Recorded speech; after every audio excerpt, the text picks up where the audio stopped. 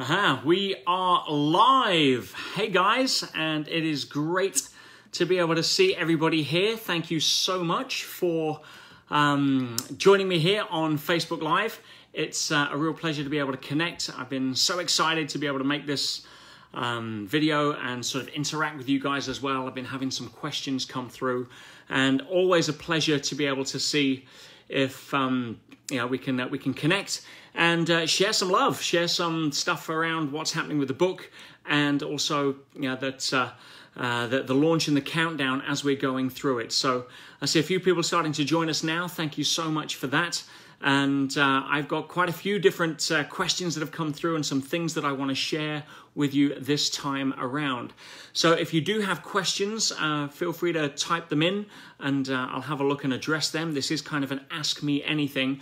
And I did have some people that asked me, is there anything that's off limits? And the answer is no. One of the things that I'm very committed to, especially around this whole episode of me going away for contempt of court and spending 6 months inside, is to have total transparency. There's no questions that are off limits. There's nothing that I'm going to be dodging here. I'm completely open book. And as a result of that, feel free to ask me about anything. And it doesn't have to be about the book. If we've got a chance to play together here right now, as it were, then feel free to ask me anything that's pertinent to your challenges, problems, or anything that you've been wanting to ask me, and now we have a chance to interact. So on that note, feel free to send me some love and let me know what's happening out there, and say if you've got anything that you think that is going to be relevant to being able to address this, then please let me know. So I've got a few people already watching here, and this is going to be going out live obviously now, and also be going out after that on the page. But this is, as you know, it's the countdown for the inside track. And those that have been following along over the last few days, you'll know that we've been on counting down from day 11, which was Saturday. Now, it's a little symbolic because Saturday was the year to the day of my actual release, 21st of July.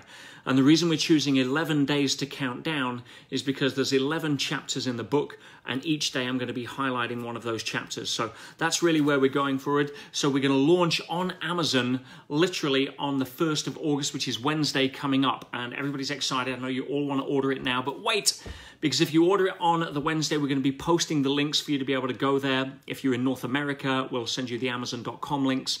If you're in the UK, we'll send you the Amazon.co.uk, if UK or Europe. And it'll be the cheapest ones that we'll find for you from whatever the resellers are there. And also, if you send me a copy of your receipt or your purchase from Amazon on a Wednesday for the 1st of August, we're going to send you out free of charge a ton of goodies, including the audio, and the audio has been recorded already. So, hey guys, great to see you, Walters, and Kathy and everybody else. And so I'm going to start with a couple of the questions, if I may, which have been coming up. The first one was posted, you probably saw it, and it was from, let's have a look, from Manly. Manly says, hi Peter, I'm looking forward to the insights in this book. Definitely time. Everything happens for a reason. Absolutely.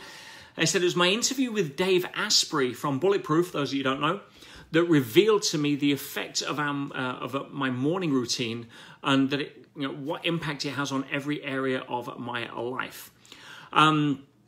And that is, he says, have I got any area of my life that, has my morning routine evolved since that podcast 4 years ago?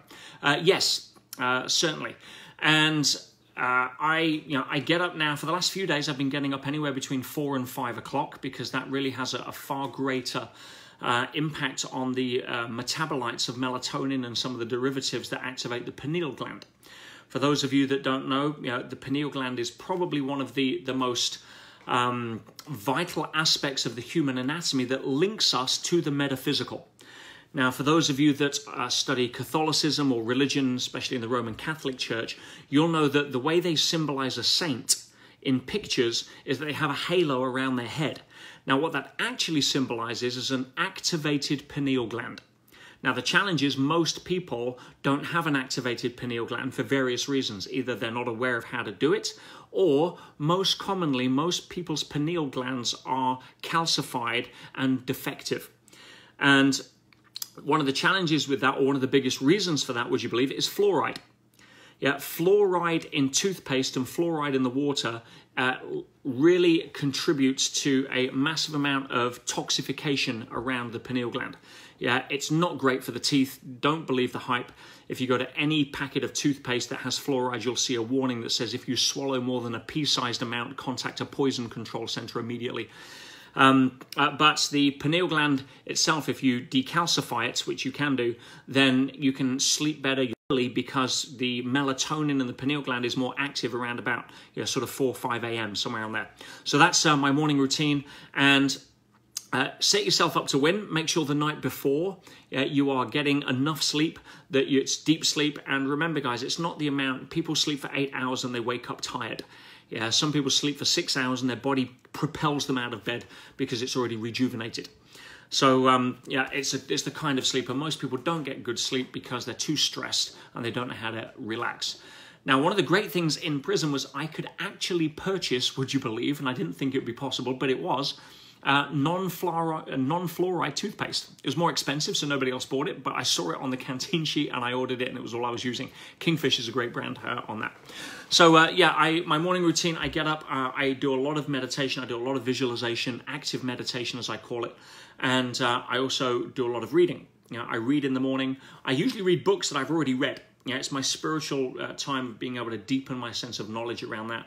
And I also then go walk the dogs, and I usually listen to my podcasts or use that time effectively to learn more information. And then what happens is I go and usually work out like I did this morning, and start to finish, it's about 4 hours. Now, that's a big commitment for many people. So you don't have to meditate for an hour. Everything's compared to what? If you meditate for 10 minutes compared to 5 minutes, it's a good deal. Compared to an hour, build up. But don't set yourself up to fail because you think, oh, I don't have 4 hours in the morning. Most people don't. So actions express priorities. That's a phrase you may want to remember. But generally speaking, my morning routine is sacrosanct. I know that if I don't have an effective morning routine, I usually don't have an effective day. It is literally the foundation upon which your new playtime, hey Sar, Sass, good to see you, is built. A morning routine will change your life. And this has become a lot more popular right now, even with books like Hal Elrod wrote, I was at the Miracle Morning, and there's been a lot of talk around it on personal growth. So yeah, one of the things is it builds in discipline. If you want to see an area where people destroy themselves, it's the area of self-discipline. And most people don't have self-discipline because they are under the impression that life is not a growth-centric experience. And life is a growth-centric experience, which means that you're not here to design yourself into a comfort zone. Which, incidentally, to quote my mentor George Zalicki, if you only knew what a comfort zone was, you'd only be too keen to jump out of it. It's so inconsistent with your capabilities as a human being. So if we understand that we are what I call in Earth School, and therefore we are in a context or have context of a growth-centric experience, then we can start to look or have a different relationship to adversity. Now, when it comes to context, tattoo this on your eyelids. Context is definitive, right? So what do I mean by that? This is a lesson that I share in chapter 6. In fact, there's a heading in chapter 6, and here we go. Chapter 6, or volume 6, as it were. Indigo meets black and white. And this is my journey from week 12. And there's a section in here where you can see there. I actually put in the book, context versus content, a life-changing distinction. And I'll share with you what I mean by that. Here's a very useful metaphor. If you imagine the content of our life to be what's inside this glass, that's the stuff of our life. It's your money, your no money, your job, your friends, your hobbies, all of that stuff, but the stuff of your life, your story, your boss, your family, all of that stuff. Now, if you aren't happy with the stuff of your life, which most people aren't, here's what they do, right? They get a big spoon and they start stirring the stuff of their life. Now, the glass itself is how you hold the stuff of your life. It's how you look at it. It's the context. So stay with me here, guys. You have the stuff inside the glass, yeah, hey Jason, is the content, and how you hold the stuff of your life is the context. And most people are stirring it, especially in your 20s, right? In your 20s, you're trying to figure out who you are. You're trying to figure out what you like, what food you like, what kind of partner you like, what sex you like, what job you like, what hobbies you like, all of your stuff you're trying to figure out in your 20s. So you're stirring the stuff of your life quite a lot. Now, by the time you get to your 30s, there's a bit of a pattern to it. You've kind of figured out a lot of what your likes and dislikes are. You've kind of figured out a direction for your life or some sort of sense of identity. But you're still stirring. You're still moving stuff around. Now, your 40s, you're still moving it. Your 50s, you're still moving it. 60s, 70s, 80s. Guys, most people go to their grave stirring the stuff of their life. Yeah? Never happy with it. Yeah. Now, here's what I mean by context versus content, because this will change everything, even on this broadcast, if you want it to. Let's just say that, yeah, my life's boring.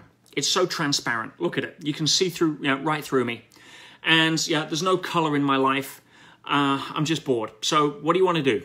You said red. Red is the color that I want my life. I need more color, more red. Red's the color of passion. It's the color of love. I need more red in my life. So what do?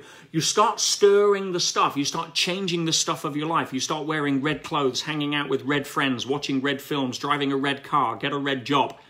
Yeah. And what happens? You put all this energy into trying to change the stuff inside the glass. And what happens when you get red stuff inside the glass? You probably feel great for about, what, 20 minutes? But here's the key to life. Here's the key to making life work on your terms. What would happen instead of trying to change the stuff of your life, the content, you were to actually change the color of the glass. Now, if we had exactly the same content, but we held it differently, we changed the context, would not immediately everything in your life suddenly appear more red? You see, most people spend their life trying to change the content when all they really had to do was change the context. For example, if you have a context for understanding life as a growth-centric experience, yeah, it's not just a random, haphazard, biological soup that produced life on a lightning bolt on an amoeba and we evolve, X billion years later, and it's completely random happenstance. If you believe that, you're always going to be coming from a fear-based reality because everything else will try to eat you in your mind. So if you instead come from the fact that, consciousness is primary, we're here for a reason, and that reason is growth-centric, then you'll start to see your challenges differently. Why? Because the strongest trees grow in the strongest winds, not in the best soil. Yeah, if you go to the gym of life and you hire a personal trainer because you want to complete the marathon, you want to complete your potential, then you're paying the personal trainer to push you past your limits, past your comfort zone. Now, if you don't know that you're in the gym of life, if you don't know that you're here to express your potential and win the marathon, then guess what? Right? You're going to resist when he says, do an extra rep. Yeah, you're going to be saying, oh, I'm struggling. This hurts. And he's going to say, no, I believe in you. Come on, one more. I'll push you that little bit. And if you don't know you're in the gym of life, you're going to say, screw you. What's this guy doing? Yeah, he's beating me up. Now, to look at it another way, if you're looking at life from the perspective of the muscle fiber, you're going to be looking up saying, what are you doing? Help, stop, send a message to the brain. Yeah, we're being broken down here. We're being destroyed. What are you doing? But if you're looking at it from the perspective of the athlete, different context, you're desperately trying to bust out that last rep so you can feel proud that you can't lift your arms for another 6 hours, Why? Because you're there for a bigger reason. That's to go get the medal, to win the marathon, to compete in the Olympics, whatever it is that you're there for, to express your potential. So if we don't know we're in the gym of life, every time we get some weight on the bar, we're going to kick back. Oh, I can't believe it. This has happened to me. Oh, I got fired from my job. Oh, my partner left me. Oh, I've lost money. I got ripped off. Oh, my customer canceled their order. I needed to pay my mortgage. Whatever it may be. Oh, I've gone to prison. Yeah, whatever it may be. If we don't have a context for understanding, that we're in a growth-centric experience in the gym of life and we're here to grow, and it's that pressure on the bar that allows us to grow, we're going to resist it. We're going to be very resentful. We're going to turn it into a story as to why we're a victim, and then go into the to me mentality, as part of those 4 levels of consciousness that I've taught for many years. So from that perspective, content and context is a vital distinction. If somebody, for example, you see as a parent, you see somebody grab a 3-year-old by the scruff of their neck and drag them forcefully, you're going to say, oh my God, I'm going to have judgment about that. That's a bad parent. But if you have the context of saying, oh, I just saw them drag that child out of the way of a moving bus, you're going to say, wow, what an amazing parent. Same action, different context. Remember, context is definitive. And the higher your level of consciousness, the more you prioritize context over content. The lower your level of consciousness, generally we prioritize content over context. We get caught up in the details, the immediacy of the actions, rather than see the reasons behind the actions and the meaning that then gives us. So content and context is something I go into quite a lot in chapter 6, because it made such a profound difference when people understood that they were there in prison as a way to be able to give themselves a gift, to build the muscle, to be able to go out and show other people, even if it's what not to do. Go to the Tao Te Ching. What is a bad man than a good man's job? What is a good man than a bad man's teacher? So even if you see somebody doing something bad, Adolf Hitler, to use an extreme example, was a very good example to the world of what not to do. And as a result of that, we developed things like the United Nations, the Geneva Convention, and things that have really set a benchmark of what we will never put up with again for a dictator that was committed to that level of genocide. So there's even if you've screwed up and you're beating yourself up and you're getting into guilt, then you giving yourself the gift of being able to say, well, even though I screwed up and I can't change the past, what is it that I can do to make this as an example for others as to what not to do and how to become stronger as a result? Remember, guys, if you're getting all of the answers right in school, you're in the wrong year. You pass your exam, you go to the next year, and the questions are harder. Well, they're meant to be harder. That's the nature of the game. That's the school. I believe we're in Earth School. So if we are the smartest money in the room, find a smarter room. If you don't have any challenges in your life right now, start putting yourself in a situation where you may require to stretch and grow. Rob asked for getting on a podcast with Dan. That would be awesome. And I'm sure that will happen. In fact, I'm going to be sending Dan a copy of the book, a signed copy, very shortly. I was working on it today, would you believe? Hey, Syed, great to see you. I hope everything's great. And I also had a question earlier, it's gone off my screen now, about what's my view of the penal system. Well, again, as you can probably imagine, I did put or cover this a lot. In fact, I go into quite a lot of detail. I think it's in volume 8. The title of the chapter of volume 8 is when unfair is fair game. Because when you understand, in fact, chapter 9, sorry. Chapter 8 was date night, on how I set up date night in prison with Thea. And that's a whole other chapter. But when unfair is fair game, and I talk about the lessons I learned about the actual, good to see you too, Jonathan, what I learned from prison. And however, with anything in life, my friends, you can either be part of the problem or part of the solution. People that complain at the problem are not part of the solution.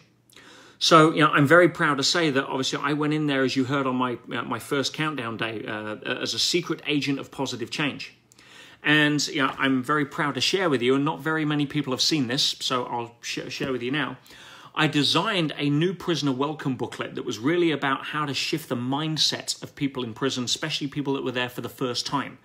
I'm very fortunate. I've had 30 years in personal growth. If I can't walk my talk in a place where it's tough, I shouldn't be talking to you guys and you shouldn't be listening to what I say. So, there was a certain level of skill set that I had an advantage with in that scenario that unfortunately other people who haven't had the benefit of being able to have access to some of the information you and I have had wouldn't have that level of skill set. So I wanted to create something that would help them. and I created a new prisoner welcome booklet. And it's very strategically designed. Now, if you want to see that, I'm very happy to show you. That's what it looks like. And that is the actual new prisoner welcome booklet. And I'll share something else that nobody else knows right now. 2,000 copies of these, or 2,000 more copies of these, are going out to prisons in the UK next week. And yeah, I'm very blessed that this is becoming quite a movement to being able to help people that are in prison for the first time. So, yeah, I'm doing a lot on that. And if you wanted to see or read a copy of that, you can actually go to petersage.com/chrysalis, as in the butterfly, as in the Operation Chrysalis was what I did. And you'll be able to download a copy of that for yourself. And there's prisons around the world that can download the source files, adapt it to their own unique aspects, because this is designed for the UK with UK resources in. But you'll see a story in there that I wrote called Mud or Stars. And it was taken after the old adage, 2 men sat behind prison bars, one saw mud, the other saw stars. And it's all about how, one of the big lessons in the book that I teach people is that your environment never defines you. Yeah, I'll say that again. Your environment or circumstances never define you. They simply give you the opportunity to define yourself. Now, if you're coming at life from a level of consciousness which is victim mode, then you're going to use that to support it. If you're coming at it from a level of being able to bust through obstacles, you'll use it as a way to bust through. Yeah, if you're coming from a place that's a little more holistic, you'll see it as perfection. Yeah, that everything's happening for the right reasons, and just because you can't see around the bends in the river doesn't mean to say that you're not on the right river where your goal's downstream. And you've just got to deal with the current. You've got to deal with the different way that the river bends, but it's all beautiful.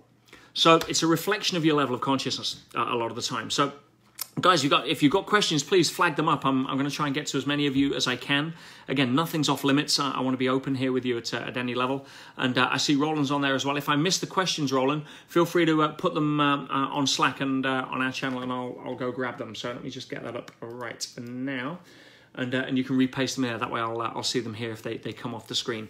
So, what else I want to share with you that's happened with regards to chapter 6, which is what we're discussing. Oh yes, I alluded to it yesterday. Something called Indigo Children. Now, if you've ever heard the term Indigo Children, give me some love or some thumbs up, and you'll know what I'm speaking about. If you haven't, then chapter 6 is going to be a very interesting chapter for you. Chapter 6 is actually called Indigo, Indigo, Wherefore Art Thou Indigo? And I talk about a phenomena that has been written about quite a lot. And that is the phenomena called Indigo Children that's really had an impact on the world. There's been many books written about it. And it essentially characterizes, and let's get this straight, guys, it's labels. The mind works in labels. And so we give a category of behavior, a label that was termed Indigo Children. Now, it got its name from a psychic that was reading human bioenergy fields or auras and was writing a dissertation on the correlation between colors and behavior patterns or tendencies, personality types. And in early 1970s, and Tope was her name, she discovered a new color she'd never seen before in the auras of babies. Rob, yes, the book is on Audible, and it will be out about 2 weeks after the launch on the 1st of August. And as a result, anybody that buys the book on the 1st of August, the paperback, when we give you the links, I'm going to send you the audio book free of charge and the ebook free of charge. Yeah, so that's my gift to you, because I know people have different styles.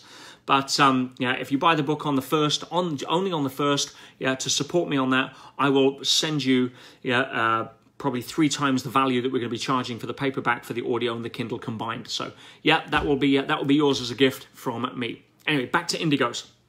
So from a place of being able to recognize indigos, she started noticing a correlation. Kathy, sorry, I'm trying to answer the questions as I talk as well. But it will be published. It will be available on Amazon on the 1st. It was published by Influence Publishing, and we'll be sending the links on the 1st for everybody to dive in and hopefully support me on that day. But the indigo nature is one that is quite easy to spot. Indigos are most famous for having an aversion to rules that don't make sense.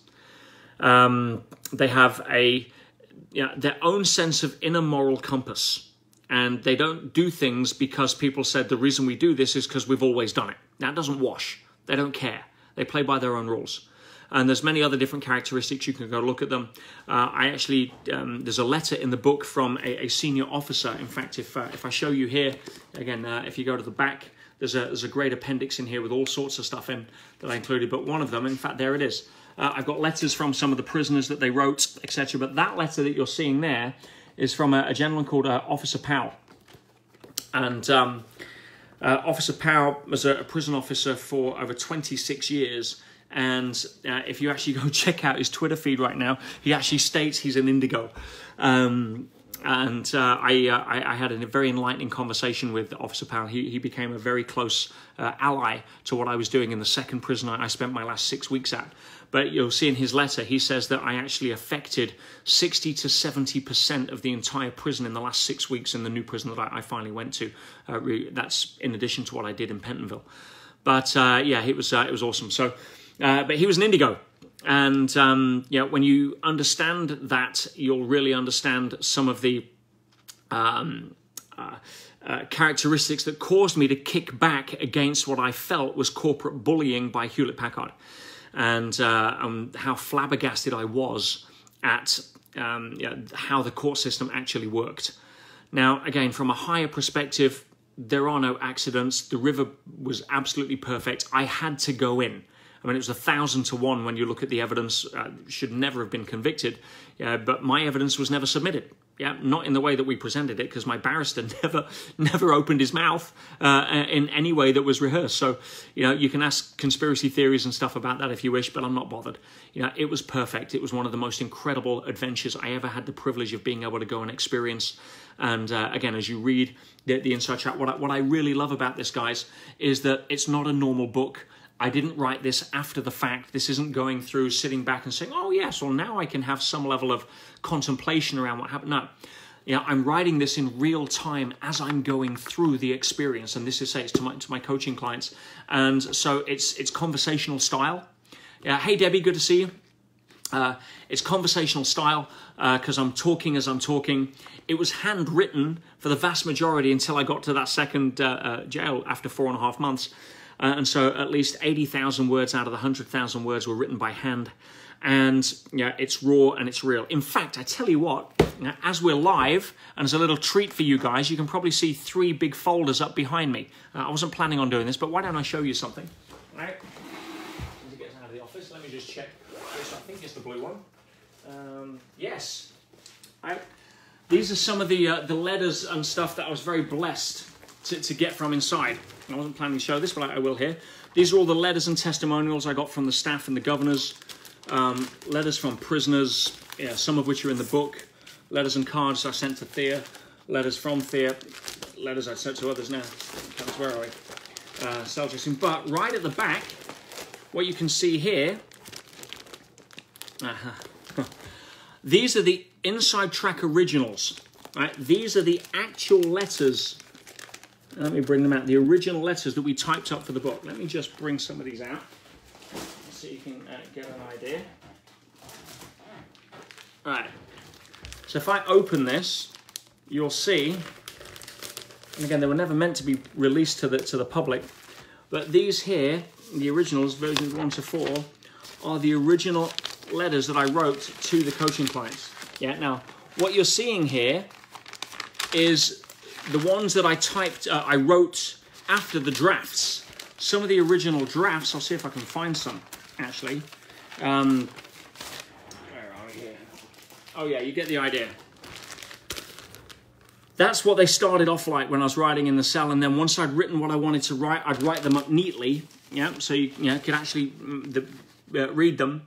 And there's probably 100 pages here of handwritten stuff because I was desperately trying to not only show people what was going on and sort of follow the story and make it entertaining and real. And trust me, you couldn't make it up. But also weave in as much magic and lessons and stuff that would help people in their own ordeals as I could.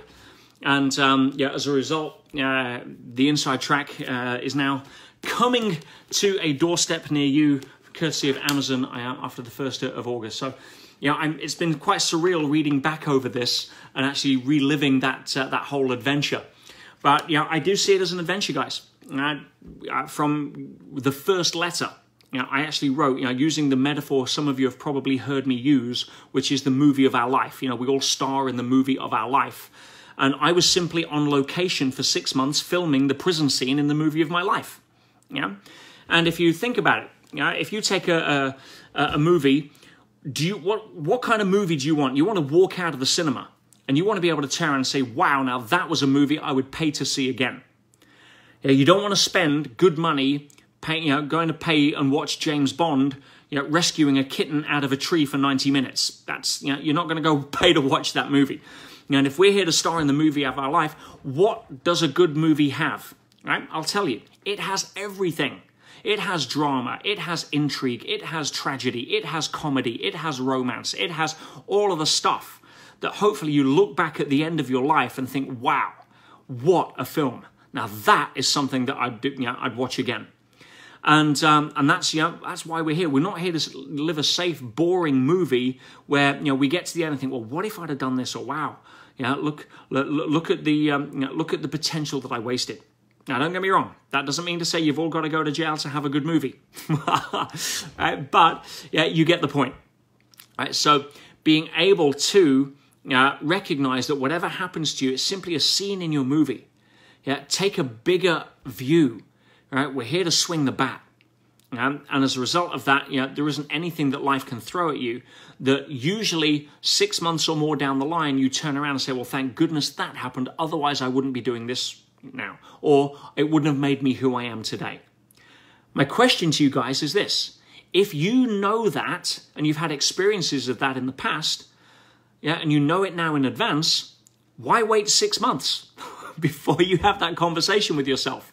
You know, so yeah, there's a huge amount of lessons that can come out of adversity when you understand that it's nothing more than the weight on the bar that your personal trainer in life is putting on to be able to build your potential so you can go run the marathon of life. And of course, you know, it's always difficult in the moment, but that's where the growth is. It's difficult in the gym on that last rep, but your attitude towards it is different if you understand you're there to grow rather than you're being punished by some workout that you have no context for. Right? And that's where you need to be able to make the context shift, not try to fix the content by designing yourself out of the gym. Right? Life is the gym, and it's a beautiful classroom. Right? It's an incredible classroom. So yeah, from that perspective, if you've got any questions, guys, please throw them up. I'm happy to answer. Make me work here for you. We're probably going to go for another 10 minutes or so, and then I'll give you a bit of a preview to what's coming up in chapter 7 tomorrow. But yeah, chapter 6 is one of my favorite chapters. I also talk about the biggest lesson that I learned from Nelson Mandela and my work with his family and why I was so upset in court because the judge turned it, well, not the judge, but the opposite side tried to turn it against me by distorting the context in a way to make me look bad. And it was almost heartbreaking. And you'll see the true story and what really happened in the book. And feel free to go check that out. So yeah, lots of great things to come out of this. Literally, I'm trying to make every single page give you something as a tool or something to think about or a reflection or make you smile, laugh or cry, and take you through that. So yeah, any questions, guys, please send them up. I'm here. Anything you can think of. Again, we've got as you can see that's there's a lot of stuff in there. It's a beautiful read. We've got some of the letters of the prisoners. There's also something which I introduce in the first chapter, which, again, you heard me allude earlier to the map of the 4 levels of consciousness that I teach, as a model that I became a little famous for on London Real. The to me, by me, through me, as me, which I see some other people are teaching now themselves. But the main appendix on here, you'll also see, and I introduced the map of consciousness that David Hawkins puts in Power versus Force, and I refer to that through the book, and trust me, it makes a compelling model for being able to work with people in many different ways. We have a question here. Where are we? Would you be kind enough to share my thoughts on how I connect to source? I've been experimenting with different... Roland, you might have to paste that in there for me. Okay, we've got the questions coming in now, but I'm trying to read them sideways here. So Roland, I need you to paste these for me so I can read them the right way up. And give me a second, I'll jump on that as well. Just right, I know there's a time lapse here for that, but from what I understand there, it's all about being able to connect to source. And source again is a label. I call it point consciousness. Chapter 3, I give a big insight into that because meditation obviously is an area a lot of people struggle with. I've actually got a couple of really good videos on my YouTube channel about meditation on there. Here we are. Kind of share your thoughts on how to connect source. I've been experimenting with different methods when my energy field is charged. I notice a difference, but I'm getting consistent results seems challenging. That's from Michael. Thank you, Michael, for sharing that. One of the biggest factors when going into meditation, guys, is making the distinction of setting your intention before rather than using it as a way to try to connect. Yeah, if you set your intention and get into a high level of frequency and then go meditate, you usually have a much smoother ride. If instead what most people are, I'm stressed, I've got to go meditate. So they get into meditation in a stressed state and then wonder why it's struggling. Now, if you want a little bit of advanced thinking around this, guys, I'll share it with you.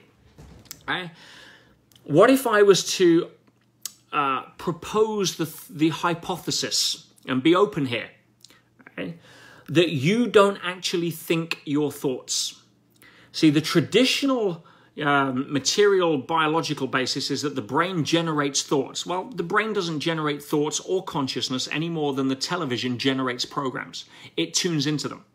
So using a quantum model, every single thought exists as a possibility. Now, whatever station we're tuned into will allow those thoughts to arise because we're listening to or tuned into that level of music. If you're in an angry state, what kind of thoughts do you think you're going to be tuning into or are arising out of that level of consciousness? Angry thoughts. Yeah, you're not going to have a kind thought when you're feeling frustrated, unless you consciously try to tune into that. So you don't think your thoughts, but within 1/10,000th of a second, and it has been measured, the ego hijacks the thought and claims authorship as its own. And therefore, you now think it's your thought, not a thought that you tuned into. And as soon as you think it is your thought, then you develop a sense of, say, authorship, and you develop a positionality around that, which means you need to defend it.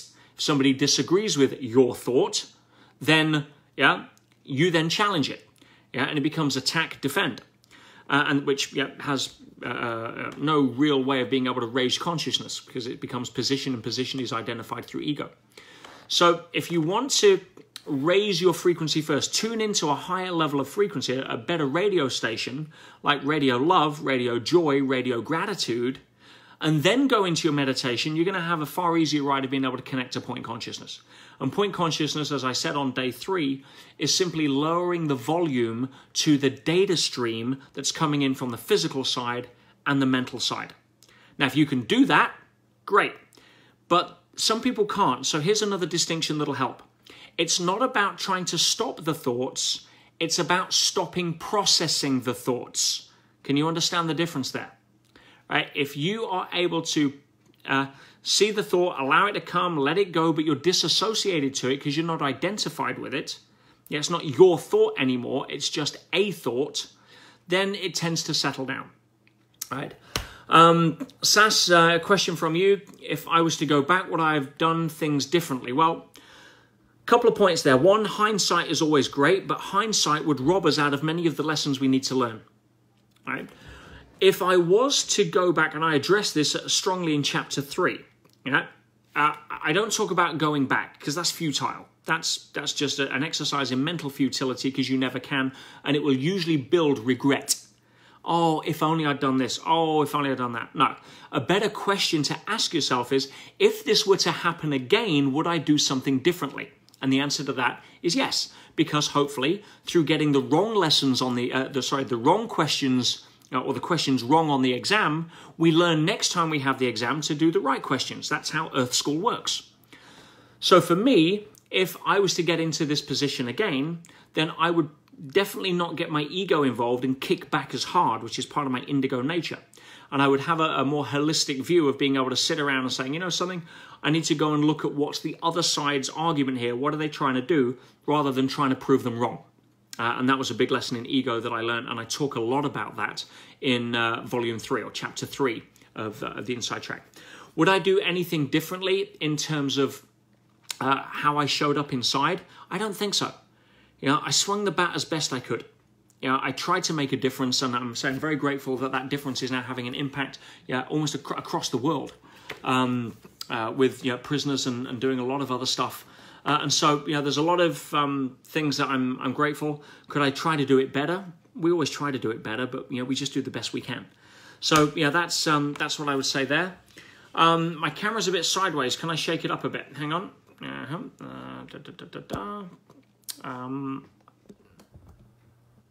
How's that?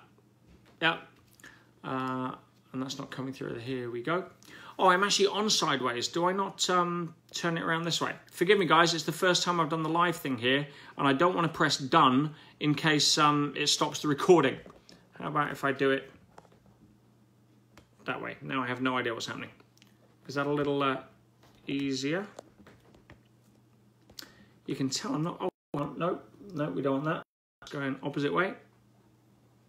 No clue here. Guys, is that... are you still with me? Does that work? And play with me. I'm a Facebook Live novice here. No Facebook inside. Okay, let's go on to the next question. It's from Jeff Dickinson. And all I can see is what was the most difficult. I can't see anything else on there, Roland. If you can keep pasting the questions in, just cut and paste. If you can, that would be great. Okay. No, turn the other way. I'm still sideways. All right, what if I do this? Right, I've got a better idea. Let me take this damn thing off. The stand. And I do it that way. Right, you can't turn your phone while recording. Okay, how's that? Is that better? I'm guessing it is. Okay. Ta-da! Marvellous. So, what do you think if the 11 Lost Laws by Roland Hollywood? I don't know what the 11 Lost Laws are, Michael, I'm afraid, so I haven't read it. There we go. Yeah, I know. I'm part of the Slow Learners Club. I cover that in volume 11. Don't worry. Thank you guys for bearing with me. What was the other questions? If I've not answered the question, please repeat them in, because I can see them a little clearer now, and I'll go through it like that. Or I could leave the camera up and I could just lie sideways for those of you that were enjoying that. There we go. Okay, so Manly, you're welcome. Yeah, I'm glad I answered that one. But we did have some other questions. Jeff, what was yours on there? Feel free to type that in again, or Roland, just paste it, because I can't actually see what the questions were. Let's have a look. Yeah. No. Okay. How do I use self-hypnosis? Well, hypnosis is nothing more than lowering the critical thinking part of the brain so you don't have that level of filter. See, the first thing that a hypnotist will do... Oh, here we are. Sorry, I'll just forget. What was the most difficult situation I found myself in? How did I deal with it? Thanks, Jeff. I'll come back to that. All right. What a hypnotist will do is actually relax you, because if he relaxes you, you go into, or essentially go into, a theta brainwave state. Yeah, from anywhere between sort of 3 to 6 hertz. Now, if you do that, you will automatically go into a state of hypnosis. And what happens is you're being programmed without any conscious, intelligent filters that the prefrontal cortex is responsible for applying. Now, you do have something working in the background called an amygdala, which basically unconsciously flags up anything that can hurt you, which is why a hypnotist can never do anything like, you know, make you eat dog poo or get you to walk off a bridge, because the amygdala is standing guard unconsciously. But if you want to hypnotize yourself, what you really need to do is put yourself into a state of auto-suggestion, which is simply relaxing yourself into a theta state. That's why doing it just before you go to sleep and playing affirmations before you go to bed is usually quite powerful, purely for that basis. Now, I don't do that, and yeah, I don't do self-hypnosis. Self-hypnosis is very good for being able to override, you know, other unconscious patterns. But yeah, for some people, that's very useful. If you're interested in doing that, the process called Psych is very useful. Bruce Lipton promotes that. I'm a big fan of Bruce. So that's something to look at. Back to Jeff's question. What was the most difficult situation I found myself and how did I deal with it? I don't think there was one. There were many, and I do talk about them in the book. There was one particular scenario where I address, I'm walking in the wing, and there's 3 guys that have a huge energy of conflict that we're emitting. And they're arguing about religion, would you believe? And if there's one area that you very rarely see people say, oh, no, yeah, you're right, I'll see it your way. Yeah, religion is definitely one of those. All right, so it's probably about to kick off and get violent. And when it gets violent in Pentonville. Yeah, blood on the floor was a daily occurrence, hospitalizations, yeah, every few days, yeah, attempted murders I missed very narrowly within 2 weeks of being in there. Yeah, it's a dangerous place. Now, from the perspective of this, what am I going to do? I can see it's about to kick off, but I'm there to help, and fortunately I have a skill set, limited as it may be, to be able to try to diffuse that. And there's a section in chapter 4 that I call Diffusing a Time Bomb, and I take you through how I assess that, how I got myself invited into the conversation, how I gave the illusion of significance to the people that would have felt threatened if I'd have taken it away, and how I recontextualized the event that then basically diffused what was about to kick off. So yeah, that was an interesting one. One of the toughest times really was just missing Thea and the dogs. You know, I write about that in volume 3 a lot as well, and a theme throughout. You know, how was I coping with that? Being on location for 6 months as a professional actor, you know, on my field trip in the movie of my life was a useful metaphor to use then. But if you don't have that, you're going to be upset with every day missing who you care about, because there's no love inside that place. Other aspects, another one was a suicide attempt. Now, I'll cover this a little bit tomorrow in volume 7. I broke my foot while I was inside, for those that you don't know. And it was my own fault. I tripped over the step and on one of the wings. I tripped over the step, broke my foot. In fact, I've even got, see if I can find it in here. I think it's in here somewhere. Previous page, there we go. There's a copy of the X-ray in the book that shows the break. You know, when you see how can I put it? I used to call it the Pentonville pantomime. When you see what had to happen for me to get an X-ray, it's a joke. And I write about that in volume 7 or 8. But it was tough being able to deal with the suicide intervention. I was actually queuing up for an anti-inflammatory tablet, the only one they gave me at that point. And I come across somebody in the Medline who's there for antidepressants, and he's looking to kill himself. And I assess it as an authentic, genuine sort of association to suicide, not what most suicides are, which is it's a scream for love. It's a scream for attention and help.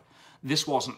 Now, I've got 10 minutes before I probably don't see this guy again. He's off to another wing.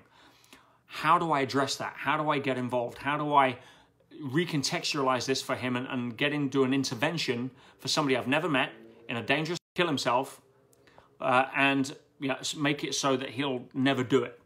And so that was a tough time, but I break down everything that I do in volume 7. It's called Reason to Live. And so you'll be able to see my thoughts behind it, so you can understand if you've got people that are depressed, what's the right way of going about that, what's the wrong way of going about it. Okay. Sass, have I ever been back to visit certain cellmates, or does it feel too difficult? It's definitely not too difficult. You know, I'd more than happily go back. You know, if you're talking about having a negative anchor like the cancer and the hospital, yeah, I get what you mean. But no, I've had several prisoners that I've been helping since then. In fact, for those that were at the Sage Business School in February this year, there were several prisoners in the room that I was serving with, that I granted scholarships to, that showed up. And yeah, some of them now on my Elite Mentorship Forum program and are doing absolutely brilliantly. Yeah, and I'm so pleased, so chuffed for them. So yeah, I've got no issues on going back. Yeah, as I say, I wasn't a prisoner. I was a secret agent of change. I was a sentinel. I was there to go make a difference. Why would I not go back and make another difference? In fact, I'll be honest, I've had more stress since I came out. I've got more grey since I came out of prison. Yeah, I'm thinking of going back for a holiday. Right? No, I'm just kidding. But you get my idea. I've got no issues on walking back in there. Yeah, certainly from a perspective of having the ability to leave whenever I want. From Nazari, what do I recommend doing for someone who's found himself plateauing at work? That's the biggest thing that scares me, and I know obviously that just means I need to find more challenging projects outside of work, but I was wondering if I had any suggestions. It's not about finding more challenging projects. Yeah, it's about finding why you're plateauing and what's preventing you from moving forward. If you don't address that, you'll do mental gymnastics all the time. I'll give you an example. You may be plateauing because you have a fear that if you move forward to the next level of growth, you'll be less competent at it than you currently are, and that will trigger the fear that you're not enough, which most people will do anything to avoid having to engage in. So the way to be able to get rid of the plateau to start with is to surrender the fear of failing at what it is that you do next. Because if you're good where you are, the tendency is to hang out where you are. Right? Oh, I've passed my 6th grade in school, so I want to stay in 6th grade because now I know I can get all the answers right. Right? When that's not how school works. We need to go and be willing to include the emotion of being not good enough again at something and enjoy the ride. So surrender the fear, and now you can start looking around as to what you want to move forward to. Right? That's generally what makes most people plateau. They've got no desire, they've got no sort of inspiration, and that's either because they don't believe they have a gift to give, or they're comfortable where they're at and they don't want to risk being uncomfortable and not being as good where they are. So go look into that, and that'll have far more impact than trying to get a bigger project and push yourself out of that. Okay. Does that help? Hopefully that does. What have we got here? Okay. Probably about another, let's go for another 7 minutes, which puts us on the top of the hour, guys. I want to value your time. I don't want you to be here all night on a Thursday. I'm sure we've got better things. What I will say is, would it be possible to do me a favor? Invite your friends to this countdown. Invite your friends to the event, especially if they're mutual. But from that perspective, again, I want this book, my impetus for this book, guys, as we can. And I know for a fact, anybody that reads this is going to their ability to make a change in their life for the better. Yeah, so let's have a little look. Question here, pronouncing it wrong. Let's have a little look. Do I ever feel stuck business-wise or life in general after trying different strategies and always being busy, but it feels like there's no growth? How does one move into the right direction from this place? Sign, it means that it is time to move forward. Right? It's the warning sign. It's like, if you're not moving towards something, like being on a bicycle, you'll start wobbling and fall over, right? So if you're feeling stuck, it's because you're not moving purposefully in one particular direction, or you're moving in a direction that doesn't juice you. So if you're stuck in general, it's because you forgot why you got involved in the first place doing what it is that you do. You start a business and it's exciting, but then it becomes a grind. Dan Pena taught me this. And all of a sudden you wake up after several months and you forget the reason you started, because now you're too busy dealing with customer service or complaints or trying to make payroll or all of that kind of stuff. So reconnect to what it is that gave you that impetus for doing it in the first place. Where's your vision gone? Is it on the shelf and dusty because you've not read it for a while, or have you not updated it? Vision is everything, right? And that'll usually pull you out. But don't be upset about being stuck. It's great. It's the rumble strip on the freeway of life. It just says you're going off track. It's a warning sign to wake up, get back into gratitude, get back into nature, get back into letting go of some of the small stuff that we sweat over that really doesn't mean anything, and you'll start to reconnect. Hey, Penelope, great to see you. Hi from South Africa back. Let's have a look. Anything else? I think that's answering most people. Just looking through. Again, I don't want to overload you here, guys. And I'm only touching on a fraction of the stuff that's in the book. I know I'm kicking the arse out of this, but I'm just so excited that people are finally getting to read it. After all this time of thinking that making the decision to release it to the world. So again, just as a reminder, we will be going live on August the 1st. We'll be posting the links in the Facebook page. If you're on the email list, we'll be emailing them out. Now, the way it works is on the resellers, they may sell out. If they do, and we'll be keeping an eye on that, then we'll post the next link so you can where to buy it from. So if you go to buy the book on August the 1st and it's sold out, or there's one copy left or whatever, and you miss it, don't worry. We will be on that like white on rice, and there'll always be a link to be able to get it the cheapest in both Europe and in the US. And also, as I say, we'll be sending out all of the goodies if you just send that through. And please, obviously what follows from there is to leave a review. The only thing I ask is make it honest. I'm not going to ask for 5-star reviews. If you don't think it was worth 5 stars, don't give it 5 stars. I don't want this to be anything other than your genuine sort of feelings and representations of the book. So, but please, do give an honest review, and I would love to be able to see how it impacts your lives for the greater good. So, yes, all excited. The advanced copies have gone out to some of the people, and again, the testimonials have come back great, and that's what makes me give even more impetus for knowing I want to share this with the world. And looking forward to you guys tuning in tomorrow. I'll be posting videos tomorrow. I'm also going to be posting into the Facebook group some of the interviews that I've done since coming out, because that gives context. Those of you that are boring and don't have anything else to do in the evenings can sit there and watch that. I'll probably be joining you on some other stuff. And other than that, guys, thank you. We've hung out for an hour here. I never expected this many people to hang out. Hope that's been useful. I do love you. Post questions in the Facebook group. I will answer them as soon as I see them. This is an ongoing journey that we've got until Wednesday. Please, please, please promote the book. Please promote it to your friends. Please invite everybody. And I promise you, if they read this, they will be thanking you, because they'll have a very different experience on how to deal with the challenges in their life. All right, go. Hey, back to Bulgaria. All of you guys around the world. And by the way, the book. Here's what I will share with you. All right. Whether you were there, whether you sent in one of the letters or whether you didn't. That's the dedication in the book. The actual main dedication for the book, and I'll read it out. It basically says, to the tens of thousands of people who supported me on the journey and held a space for me, your letters, energy, and love were always a source of strength. And you see those 2 other folders back up there on the shelf. They are full of the letters that were sent in, the emails that were sent in, that I plastered my cell with until I ran out of room. I wouldn't be here doing this if it wasn't for you guys. I wouldn't be the man I am today had you not given me the strength to get through that. And it's to you that I dedicate this book to. I really do. Anyway, on that note, thank you for your support, for your love, for your energy. Go be the best of who you are in Earth School, in the gym of life. Go lift the bar with a smile. And I'll see you guys on another video soon.